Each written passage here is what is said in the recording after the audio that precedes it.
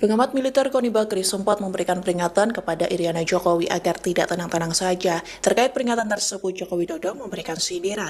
Adapun Jokowi menyindir banyak pihak yang memunculkan isu terkait dirinya dan keluarga sejak menjadi pejabat negara.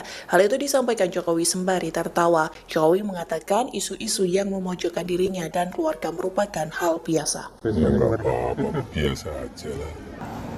Artinya biasa mendapatkan tuduhan, hujatan seperti itu nggak? Ya kan biasa kan, kita ini sejak menjabat dan yang namanya dibilang PKI, dibilang anaknya gerwani, dibilang anti asing, dibilang anti asing, dibilang ijazahnya palsu, komplit, udah nggak tahu yang kurang apa.